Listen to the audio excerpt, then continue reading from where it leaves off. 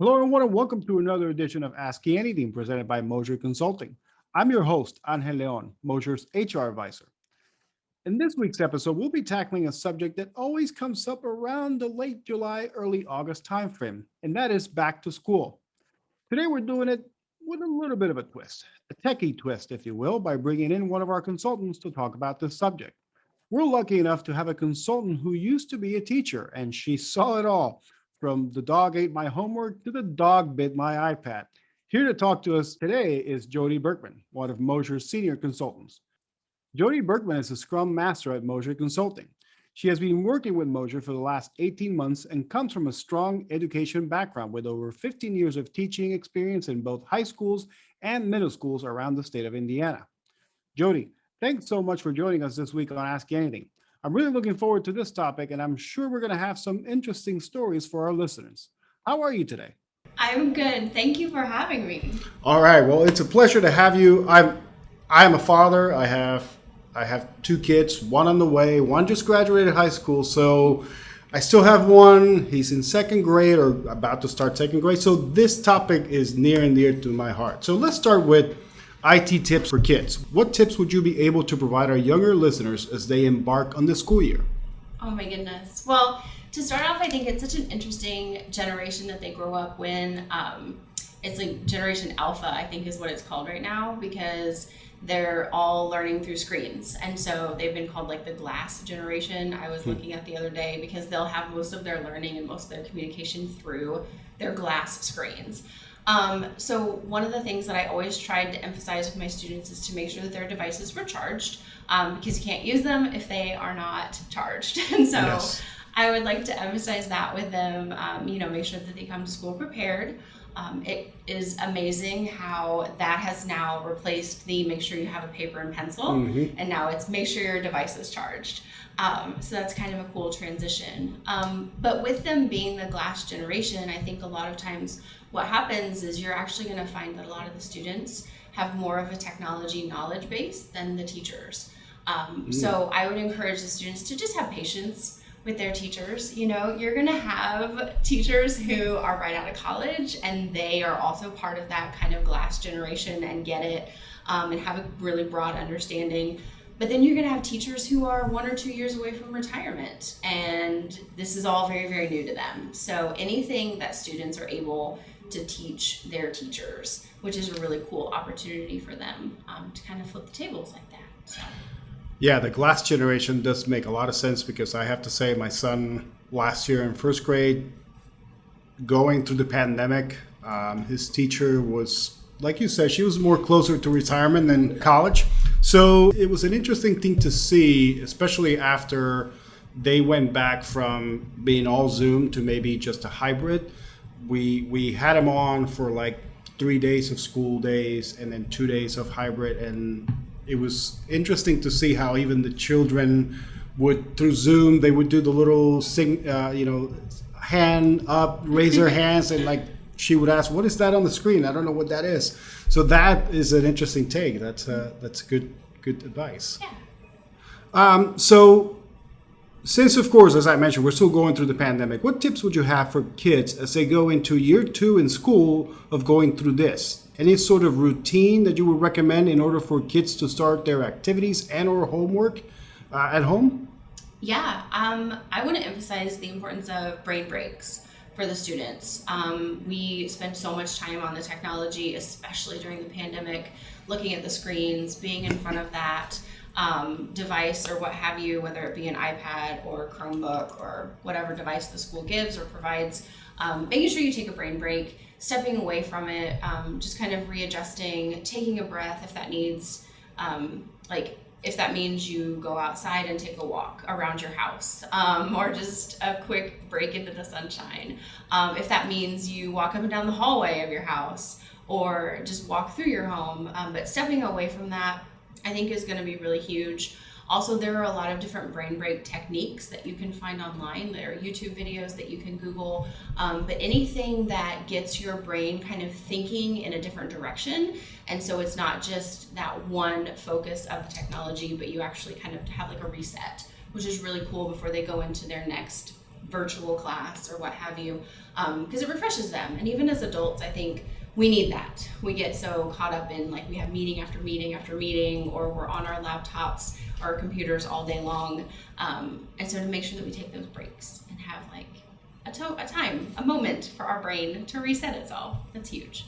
Yeah, so kind of like right now being in summer and school starting, I know that with my 7-year-old, I always have to quote unquote take the iPad away because it's fine to let go. Just go outside, ride your bike. Yeah. Just, play with some Legos, play with your neighbors outside. We live in a cul-de-sac, so they're constantly going and playing, kickball, if you will, because they have little pads that they normally put down on the street, and then they play kickball. So that gets him out of that screen time. Yeah. And so with school starting and now being so dependent on iPads or laptops for the older kids, that's a good advice. You mentioned some of those brain breaks. Do you have one in mind that you maybe could recommend? I used to do breathing techniques with my students. Okay. So a lot of times I taught middle school for several years, and school can be really chaotic, and whether you're in the classroom or you're on a Zoom call, you have that chaos and that energy of all those other people. And so it's really nice to take 30 seconds or a minute and just pause and breathe. My students used to think I was crazy because I would start classes off by having them close their devices and just breathe for 30 seconds. But it is amazing how it slows down your brain, and it really allows you to focus on the next thing that's being said. So it really quiets the mind, and it allows you to absorb the next words that the teacher says, or kind of just have your own personal reset so that you're focused and ready for your next class. Yeah, that sounds a lot like a sort of mini meditation session. It is. And it's so funny because at first they think that you're kind of crazy. They're like, what is she having us do now? Like, this has got to be some the crazy teacher. But then after a while they start to get used to it, and then they ask for it, because if you forget to do it one day, they're like, well, are we going to breathe today? Like, are we going to have our minute or, minute of breathing today? And I'm like, oh yeah, like, don't, thank you for reminding me, because they start to really enjoy that routine and that brain break. Because, as middle school students, and I'll speak to that probably a little bit more because that's the age group that I taught, but, their brains are still developing and they function at such a high rate, and they have all of this stuff they're trying to input, whether that be the conversation that just happened in the cafeteria or the argument that just happened, outside in the hallway at their lockers, or if they're home during COVID, that could be, somebody's texting them and somebody's like put something, on social media and they want to look at it and they want to watch and they want to do and da-da-da-da-da, and their brains are functioning at such a high speed. And so I always would recommend to them, just take 30 seconds to a minute and just slow down. Allow yourself that time, allow yourself the opportunity to breathe and refocus, and then you can really enter into your next class with a clear mind, and then you would be amazed at how you can absorb the material so much easier. Yeah, absolutely. And kids in that stage are like huge sponges. I mean, they're taking everything, not just what they're reading, but their sensors, what they're seeing, what they're looking at, and it kind of paces them. It brings them back to zero, if you will, to kind of just settle down. This is our next activity, and they can go in there with a positive mind frame. Absolutely. Yeah. So moving on to the next topic, I want to get to tips for parents, because as I mentioned before, I'm a parent. As I mentioned, I have a school-age son. He's going to second grade. What tips could you provide to us parents starting off this school year? Patience. I think it's funny. You'll hear me say, especially during this time, we all have to have patience and grace with each other, with ourselves, making sure that if something doesn't get charged, it's not the end of the world. You can always plug it in. All the teachers that I know and have had the privilege of working with, we have been gracious. If a student needs to charge, it's not a big deal. So don't let it ruin your day. It's all going to be fine. Make sure you communicate with your teachers. Communication is huge. All your teachers are going to have email, and they're going to have apps like Remind or Class Dojo where you can utilize those and get information on your individual student or the class as a whole, or just different happenings and announcements. Make sure that you understand what platform each teacher is going to use, whether that be Google Classroom or any other platforms that are out there. And if you need the class code, or if you need any sort of information, that you gather that from the teachers and maybe keep that in an organized place, because sometimes teachers use different stuff. One teacher will use Google Classroom and another teacher will use something else. And so it's nice to just keep, okay, well, this subject is going to use Google Classroom and this subject has something else, and to just keep it organized. But always stay in contact with your teachers. It's always nice to get an email from a parent and just checking in or talking, and having those conversations is always really good. So I would recommend patience and grace is always huge. Making sure that you communicate to your teachers, your students' teachers, if you have any questions or any concerns, and just understanding what platforms that they're going to be using, because it does vary teacher by teacher and what the schools recommend. So. And then there is, of course, the IT side of things, because we're an IT consulting company, so we have to touch on this.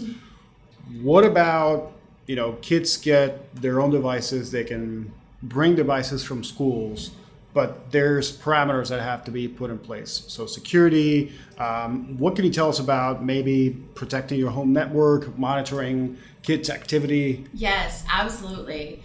So I'll just start at the beginning, and it's passwords. Every student is going to have a login and a password for that device. To my students, I would say, please do not share your password with your best friend, even if they are your best friend right now. We all know how that can go. So just don't share your passwords with anybody. Make sure that you keep your things secure. Don't write your password down on a Post-it note and then keep that on your device. That's the same as sharing it with someone, because they can see it and then log in. I see that a lot. I would see that a lot, especially with the younger ones, because they do forget. So just making sure that they have it memorized. Don't write it down on a Post-it. Don't share it with anyone. In regards to bringing your device home, I would encourage the parents to make sure the devices stay in a central location. Don't have your student go off in their room and just use it. Make sure that you have them somewhere where you can kind of monitor what they're doing. You don't necessarily have to stand over their shoulder and micromanage them, but just be aware. Just be aware of where your child is at and what they're working on. And then that way you're there if they have any questions or they need any help. Well, and at the same time, as you mentioned before, have patience, because some of those activities that they're going to go through in school, you might not necessarily be familiar with it, because like me, I went to school several years ago and I don't remember anything math related nowadays. So yeah, we had a lot of discussion about math in my house last year. Yeah. So yes, and of course, having been a teacher like you were, and since you're currently working in IT, what tips would you have for teachers?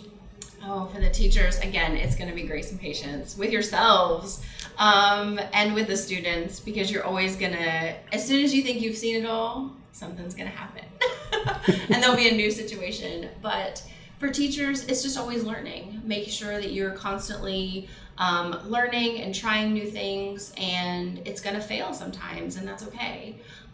We tell our students, just fail, but fail forward, and we need to extend the same to ourselves. So know that if you try a new lesson or you try a new website or a new activity or what have you, it might fail, but that's okay, because you always learn something.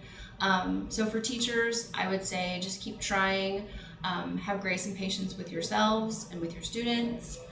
So Jody, how important is it for all parties involved, in this case children, parents, and teachers all together, to start off with a positive attitude towards the school year, even while going through a pandemic? Yes, I think attitude is going to be the make or break. Attitude is going to be huge. Start off the year with a positive attitude. Make sure you go in excited about the year. Don't go in thinking, oh, this is going to be terrible or hard or difficult or what have you. Your teachers will always work with you, and the students are amazing. Parents are a phenomenal support system for the teachers. I leaned on my parents a lot for help. So going in, having a good attitude, being excited for the school year, like be excited for it. Yes. Back to school. And I know the students would say, oh, we're not excited for school.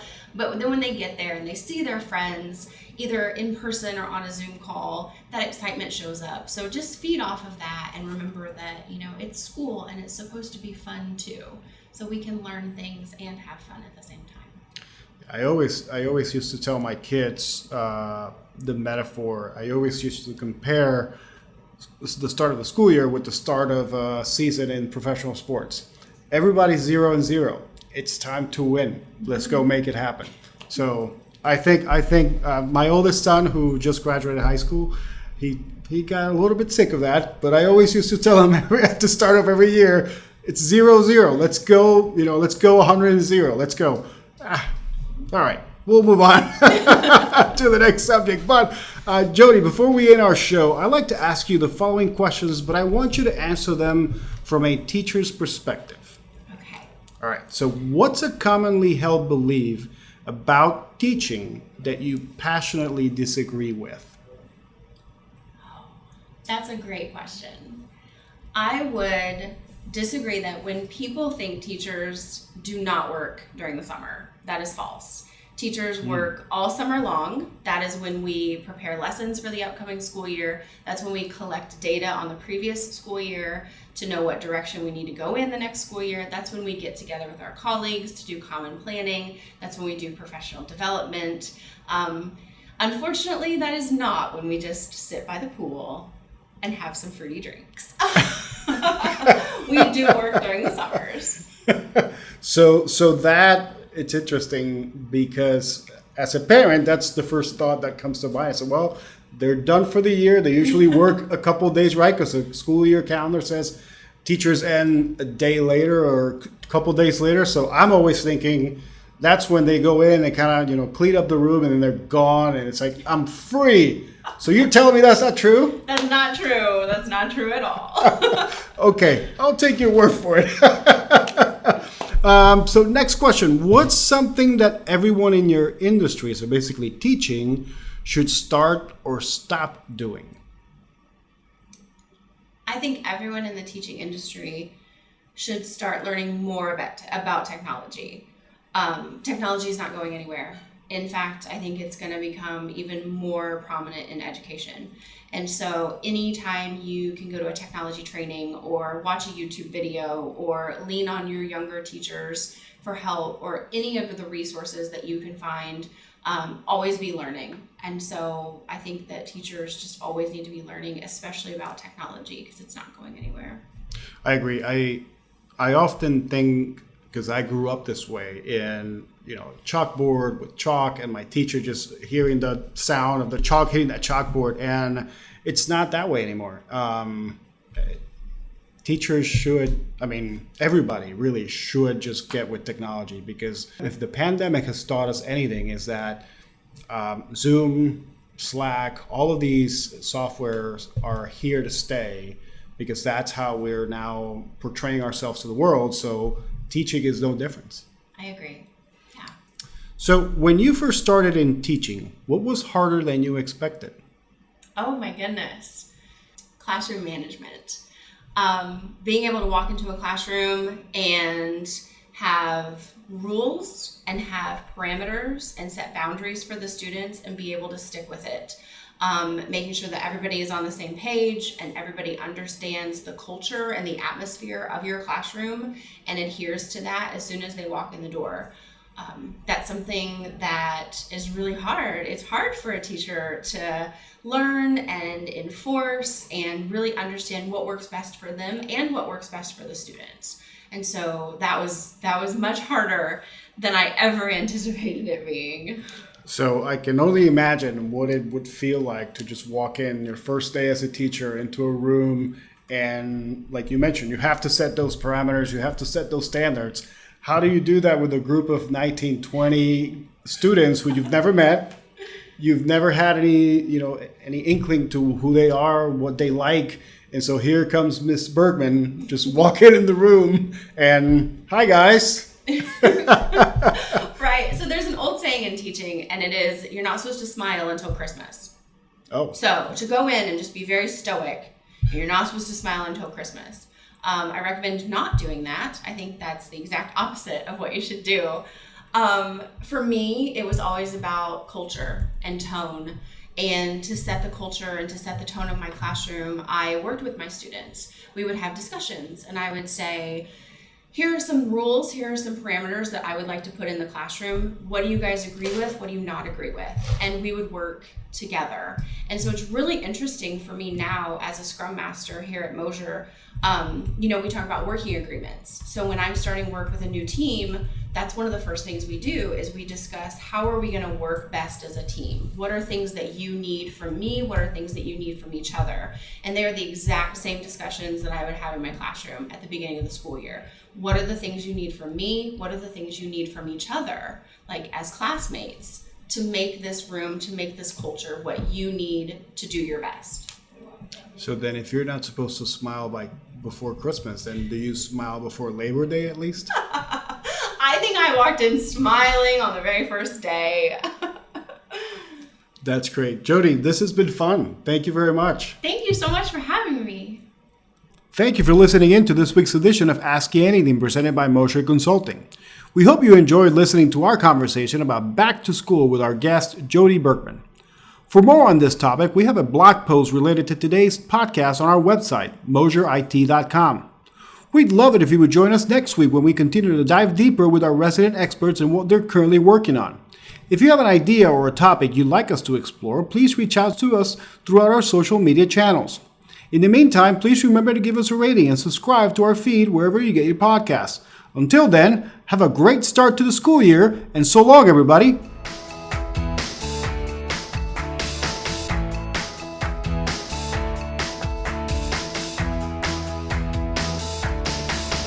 Go